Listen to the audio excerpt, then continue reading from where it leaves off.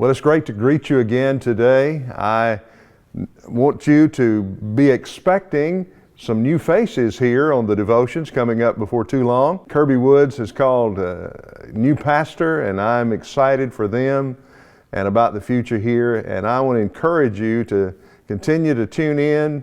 Brother Jared Kress, the new pastor, will be bringing these devotions in just a few weeks. And I want to encourage you to come here and visit and hear him preach. I was so blessed and impressed by the message that he brought here just a couple of weeks ago when he came to preach in view of a call. So I want to highly recommend that you come and do that. But it's a great blessing for me to have about 3 more weeks with you in sharing these devotional times. This week and next week, I want to share devotional thoughts out of the book of 2 Corinthians chapter 12. It's in that chapter that Paul talks about this mysterious thing called the thorn in the flesh. And so we want to talk about how the thorn is a minister that God uses to minister to us. You know, the Lord graciously answers our prayers in one of 3 ways. Either the answer is yes, we like that one, don't we? Or it may be no.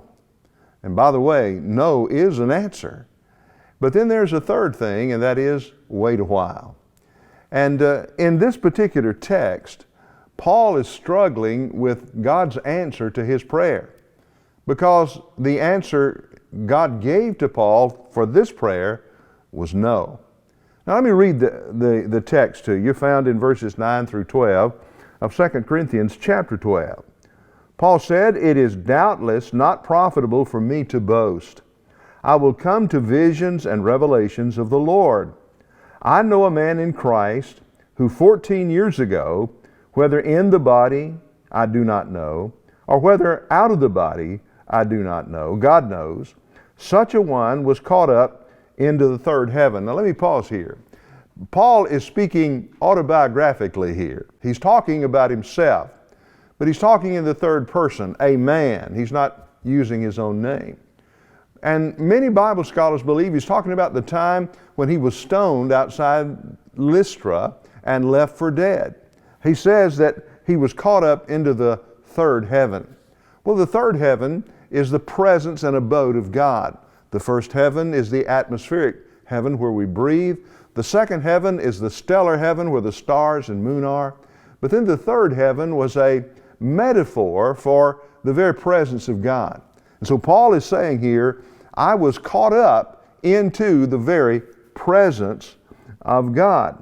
And he says, I was caught up into paradise, and I heard inexpressible words which is not lawful for a man to utter. Of such a one I will boast. Yet of myself I will not boast, except in my infirmities. For though I might desire to boast, I will not be a fool, for I will speak the truth. But I refrain lest anyone think of me above what he sees me to be or hears from me. And then here's the focus I want you to hear today.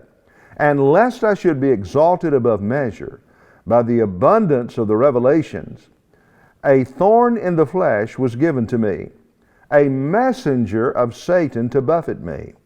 And lest I be exalted above measure, concerning this thing I pleaded with the Lord 3 times that it might depart from me. And he said to me, my grace is sufficient for you, for my strength is made perfect in weakness. Therefore most gladly I will rather boast in my infirmities, that the power of Christ may rest upon me.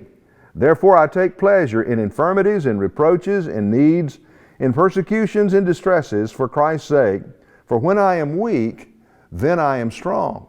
Paul here asked the Lord to remove that thorn in the flesh. We don't know exactly what that thorn was, but we know that it was something physical. It was something that bothered him. And Paul had been praying repeatedly for God to remove that thorn. Now, a thorn is something we can't do anything about. You see, a thorn is something we didn't ask for, we didn't want, it's painful. Sometimes it's used of Satan, and sometimes we've asked God to remove it and He hasn't removed it. God has a reason. It's because God uses the thorn to make us weak. You know, God delights in human weakness because human weakness is the stage upon which God displays His power in and through our life. And so if God is going to display His power through Tommy Vincent's life, then God has to get me into a position where I am open and needful of the power of God. In next week, we'll discuss this further. We'll talk about the principle that God uses human weakness as a display case for His glory. Thank you for listening.